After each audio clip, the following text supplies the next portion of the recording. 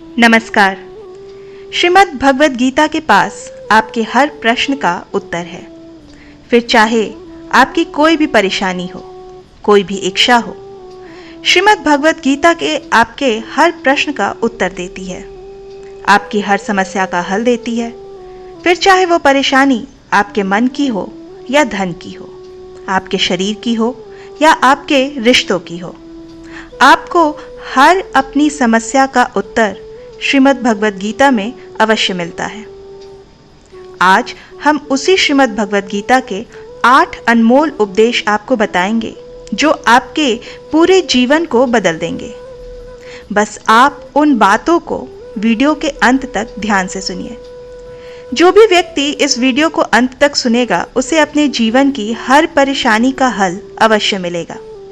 जीवन में जो कुछ भी चाहिए वो उसे जरूर प्राप्त होगा। गीता का सबसे पहला उपदेश है कि जो चला गया है कभी उसका दुख मत करो, और जो आने वाला है उसकी बिल्कुल भी चिंता मत करो। जब महाभारत का युद्ध चल रहा था तब अर्जुन ने श्री कृष्ण से कहा कि अगर युद्ध हुआ तो करोड़ों लोग मारे जाएंगे। जो सैनिक और योद्धा उस युद्ध में मारे जाएंगे उनकी स्त्रियों का क्या होगा, समाज कैसे आगे बढ़ेगा। और भी बहुत सी बातें अर्जुन ने विस्तार पूर्वक कही। इस पर श्री कृष्ण जी बोले कि हे अर्जुन, ये तो बड़े बड़े ज्ञानियों जैसी बातें कर रहा है, लेकिन जो सच में ज्ञानी होता है वो जो लोग मर चुके हैं, जा चुके हैं या एक दिन जाने वाले हैं उनकी चिंता नहीं करते, उनका दुख नहीं करते हैं। तेरे हाथ में कुछ भी नहीं है, तू चाह कर भी कुछ नियंत्रण नहीं कर सकता है। जीवन और मरण प्रकृति की नियति है, इसलिए जो ज्ञानी होता है वो किसी के मरने पर भी रोता नहीं है। ज्ञानी जन ना ही बीते हुए कल का शोक करते हैं और ना ही आने वाले कल की चिंता करते हैं। इसलिए जो होने वाला है वो होकर ही रहता है, और जो नहीं होने वाला है वो कभी नहीं होगा। ऐसा निश्चय जिसको समझ में आ जाता है, जिसकी बुद्धि में आ जाता है, उसे कभी कोई चिंता नहीं सताती है, कोई दुख नहीं सताता है। हमारे सारे दुखों का कारण ही यही है।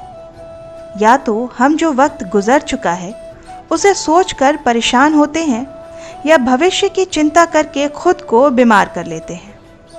गीता का ज्ञान हमें यही सिखाता है कि ना तो हम बीता हुआ कल बदल सकते हैं और ना ही आने वाले कल पर नियंत्रण कर सकते हैं। हमारे हाथ में सिर्फ हमारा वर्तमान है, आज ही का पल है। हमारा 99% तनाव और चिंताएं भूतकाल और भविष्यकाल के बारे में सोचते रहने से ही होता है। हम हमेशा उसी में जीते रहते हैं और वर्तमान में जीना भूल ही जाते हैं। इस पल को कभी भी नहीं जीते। जब आप वर्तमान का पूरा आनंद लेना सीख जाओगे तभी आपके जीवन से तनाव समाप्त हो जाएगा, चिंता दूर हो जाएगी। वर्तमान में जीना एक बहुत बड़ी उपलब्धि है। हमारे हाथ में भी सिर्फ आज का ही पल है। हमें जो भी करना है आज ही करना है। कभी ये सोचकर समय नष्ट नहीं करना चाहिए कि अभी मेरे पास बहुत समय बचा है। एक दिन हम भी अपना जीवन जी लेंगे, एक दिन हम भी जीवन में खुश हो जाएंगे, और वो दिन कभी नहीं आता है और हम जीवन भर भागते रहते हैं, चिंता करते रहते हैं, दुखी होते रहते हैं, लेकिन जीवन को जीना भूल जाते हैं। इसलिए गीता का ज्ञान हमें यह सिखाता है कि आप आज में जीना सीखिए, इस पल में जीना सीखें। और अब आते हैं दूसरे उपदेश पर।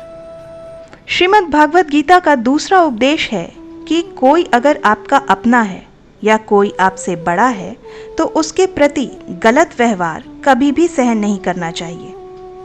यह गीता का उपदेश हमारे जीवन से भी जुड़ा है। हम अपने मन की अधिकतर तकलीफ़ों को ये सोचकर ज़िंदगी भर सहते रहते हैं कि ये तो मेरा अपना है, ये तो मेरा बड़ा है, इसको हम कैसे कुछ कह दें। हम अगर नहीं सहेंगे, कुछ कह देंगे तो हमारे रिश्ते खराब हो जाएंगे, हमारे रिश्ते समाप्त हो जाएंगे। पर सोचने की बात यह है कि उस व्यक्ति को आप अपना कैसे मान सकते हैं जो आपके तकलीफ़ों की वजह हो। अपना तो वो होता है जो हमारी तकलीफ को दूर करे। गीता का यह उपदेश है कि किसी को भी अपना फायदा मत उठाने दीजिए, किसी को भी खुद पर जुल्म मत करने दीजिए, क्योंकि आप जितना सहेंगे लोग आपको उतना ही और सहने के लिए मजबूर करेंगे। गीता का पहला अध्याय अर्जुन निषाद योग और दूसरा अध्याय जिसका नाम है सांख्य योग, उसके आरंभ में अर्जुन ने श्री कृष्ण के आगे अपना दुख प्रकट किया है कि हे केशव, मैं कौरवों से कैसे युद्ध कर सकता हूँ, ये सब तो मेरे अपने ही है। मैं कैसे भीष्म पितामह और द्रोणाचार्य से युद्ध करूँगा, क्योंकि वो दोनों मेरे पूजनीय हैं। इसलिए इन गुरुओं को मारने से तो अच्छा है कि मैं भिक्षा के अन्न खाकर अपने जीवन का गुजारा करूं। और जिन कौरवों से मैं युद्ध करने जा रहा हूं वो तो मेरे भाई ही हैं, मेरे अपने ही हैं। इन सब को मारने से तो अच्छा है कि मैं सन्यासी बन जाऊं। इस पर श्री कृष्ण ने अर्जुन से कहा कि यहाँ कौन अपना है और कौन पराया। जो अधर्म करता है उसके साथ युद्ध करना ही तुझे मोक्ष और मुक्ति देगा।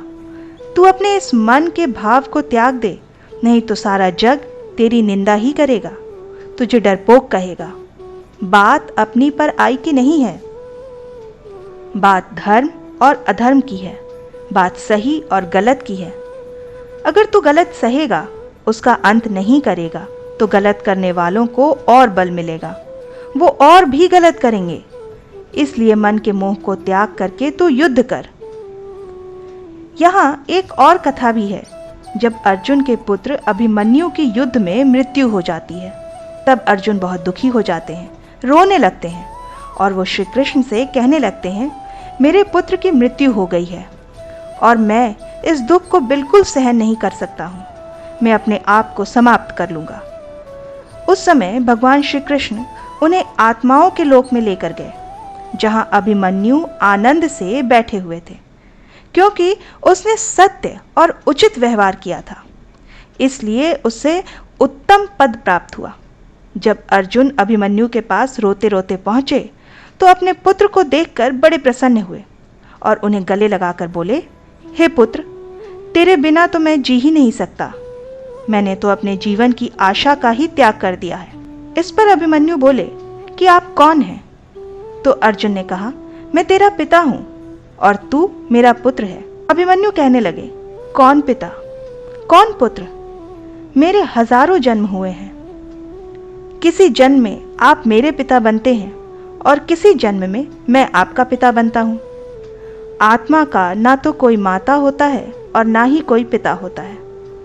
जब अर्जुन ने देखा कि मेरा पुत्र मुझे पहचान ही नहीं रहा, तो उसका सारा मोह तुरंत ही समाप्त हो गया। इसलिए गीता के इस उपदेश को ठीक से समझ लें कि यहाँ कोई अपना और कोई पराया नहीं है। जो बुरे वक्त में, तकलीफ के वक्त में साथ दे, सिर्फ वही अपना है, बाकी सब पराए हैं। गीता का तीसरा उपदेश है, मृत्यु से डरना बिल्कुल व्यर्थ है। श्री कृष्ण ने गीता में कहा है कि संसार मृत्यु लोक है, जिसका भी जन्म हुआ है वो एक दिन जरूर मर जाएगा, जिसका आरंभ हुआ है उसका अंत अवश्य होगा। हम इसे रोक नहीं सकते। जैसे हम रोज कपड़े बदलते हैं, वैसे ही हमारी आत्मा नया शरीर धारण करती है। मृत्यु सिर्फ इस जीवन का एक नया आरंभ है, इस जीवन का अंत नहीं है। आत्मा कभी नहीं मर सकती है और ना ही इसे कोई मार सकता है, लेकिन मृत्यु का डर मनुष्य को सबसे ज़्यादा लगा रहता है। मृत्यु का दुख भी इंसान को सबसे ज़्यादा होता है। श्री कृष्ण ने अर्जुन से कहा कि हे अर्जुन, तेरे और मेरे अनंत जन्म हुए हैं, तुझे कुछ भी याद नहीं, लेकिन मुझे सब याद है। जो व्यक्ति इस सत्य को समझ ले कि मैं यहाँ इस संसार में केवल कुछ समय के लिए आया हूँ, उसके जीवन भर के सारे झगड़े, सारे दुख, सारी चिंताएं समाप्त हो जाएंगी। जब इस संसार से जाना ही है तो दुख किस बात का। अगर हम इस बात को समझ लें कि हम यहाँ कुछ समय के लिए आए हैं, आनंद के लिए आए हैं, खुश रहने के लिए आए हैं, तो हमारे सारे दुख समाप्त हो जाएंगे। जब हम अपना मोह यहाँ जमा लेते हैं, अपना दावा यहाँ जमा लेते हैं, यह मेरा है, इसे मैं कैसे छोड़ सकता हूँ, इसके बिना मैं जी नहीं सकता, तो हमारा जीवन दुखों से भर जाता है। इसलिए जीवन में मृत्यु का भय बिल्कुल त्याग दें, प्रति पल आनंद में रहें।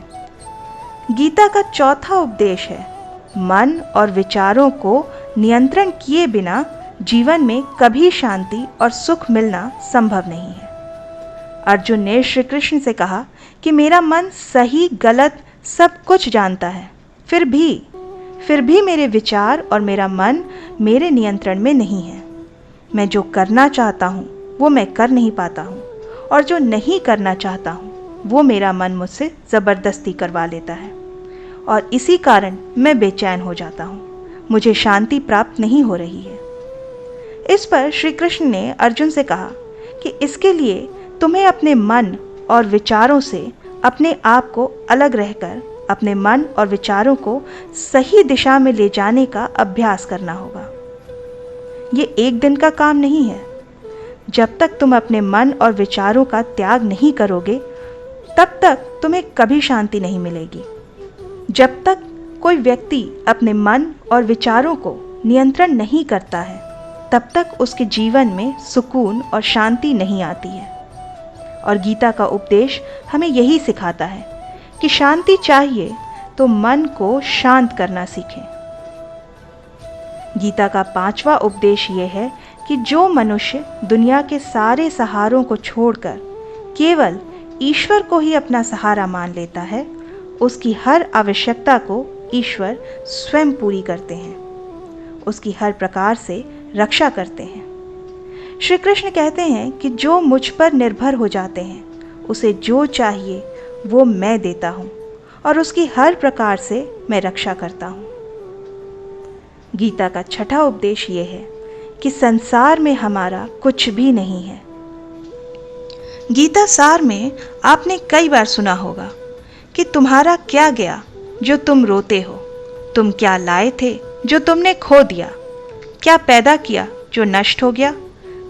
तुमने जो भी लिया वो तुमने यहीं से लिया है, और जो कुछ भी दिया यहीं पर दिया है। जो आज तुम्हारा है कल किसी और का होगा, क्योंकि परिवर्तन संसार का नियम है। कल तक जिसके बिना आप जी नहीं सकते थे, आज उससे कोई रिश्ता ही नहीं है, बातचीत तक नहीं है। कहाँ गई वो जीवन भर के सारे रिश्ते, वो सारे मित्र जो साथ जीने मरने की कस्में खाते थे? आज पता भी नहीं है कि वो लोग कहाँ चले गए। संसार परिवर्तनशील है, सब लोग यहाँ बदल जाते हैं, हर रिश्ता बदल जाता है, और तो और यह हमारा शरीर भी हर दिन बदल रहा है। बचपन से जवानी, जवानी से बुढ़ापा, और एक दिन यह शरीर हमारा साथ छोड़ देता है। तो फिर किसके लिए रोना और किसकी चिंता करना? हम सारी जिंदगी चीज़ों को, रिश्तों को बनाने में, सजाने में, संभालने में लगा देते हैं, लेकिन एक दिन सब कुछ बिखर जाता है। सारा जीवन, जिस संपत्ति, जिन रिश्तों के लिए हम लड़ते रहते हैं, एक दिन सब कुछ छोड़कर इस दुनिया से हमें जाना पड़ता है। गीता का सातवां उपदेश हमें ये सिखाता है कि किसी से भी हद से ज़्यादा मोह नहीं रखना चाहिए। श्री कृष्ण ने गीता का पूरा ज्ञान ही अर्जुन के मोह को भंग करने के लिए दिया है। यह मोह ही है जो इंसान को सबसे ज़्यादा रुलाता है। वह इतना बलवान है कि शेर जैसे इंसान को भी गीदड़ बना देता है। जो अर्जुन युद्ध में देवताओं से भी जीत गए, पर अपने रिश्तेदारों को युद्ध में देखकर उनका हाथ कांपने लगा। अर्जुन बोले, हे केशव, मेरे हाथ में धनुष पकड़ने की ताकत भी नहीं बची है, मेरे हाथ कांप रहे हैं, मैं युद्ध नहीं कर पाऊंगा। यह मोह इतना पीड़ादायक होता है, जिसकी पीड़ा न सह पाने के कारण कई लोग अपना जीवन समाप्त कर देते हैं, आत्महत्या तक कर लेते हैं, क्योंकि उस व्यक्ति के बिना हम जी नहीं पाएंगे। किसी से भी हद से ज़्यादा मोह करोगे तो जीवन भर पीड़ा का ही सामना करना पड़ेगा। जो व्यक्ति अपने मोह से बाहर नहीं आता है, उसका सब कुछ एक एक करके छिन जाता है, उसकी सारी खुशियाँ समाप्त हो जाती हैं। इसलिए गीता का ज्ञान हमें बार बार यही सिखाता है कि अपने मन के मोह को त्याग करके आप अपने आप को बलवान बनाएं, बुद्धिमान बनाएं। सत्य के दर्शन करें कि वास्तविकता क्या है, क्योंकि हमारा मोह हमें झूठ ही दिखाता है, झूठ पर ही विश्वास दिलाता है और मन में झूठी उम्मीदें जगाता है, और यही हमारे दुखों का सबसे बड़ा कारण है। हम ही हैं जो लोगों से उम्मीद लगा लेते हैं, हम ही हैं जो लोगों से मोह कर बैठते हैं, पर वास्तविकता बिल्कुल अलग होती है। लोग वैसे नहीं होते जैसा हम मान लेते हैं, जैसा हम समझ लेते हैं, क्योंकि मोह के कारण हमें सच्चाई नहीं दिख पाती है, लोगों का असली चेहरा नहीं देख पाते हैं। गीता का उपदेश हमें ये सिखाता है कि जीवन में अगर आनंद और प्रसन्नता से रहना है तो किसी से भी हद से ज्यादा मोह नहीं करना चाहिए। श्रीमद् भागवत गीता का 8वां उपदेश है कि इस दुनिया में अगर आए हो तो दुख तो मिलेगा ही। दुख से कभी घबराना नहीं चाहिए, दुख से डरना भी नहीं चाहिए। श्री कृष्ण ने गीता में कहा है कि यह संसार दुखों का घर है। जैसे औषधालय में औषधि मिलती है, पुस्तकालय में पुस्तक मिलती है, चिकित्सालय में चिकित्सा होती है, वैसे ही संसार को भी श्री कृष्ण ने एक नाम दिया है, दुखालय, जहां पर दुख मिलता है। दुख तो यहाँ हर किसी के जीवन में आता ही है, लेकिन अगर दुख आया है तो सुख भी आएगा। इसलिए दुख से कभी डरना नहीं चाहिए, क्योंकि ये संसार दुखालय भी है और अशाश्वत भी है।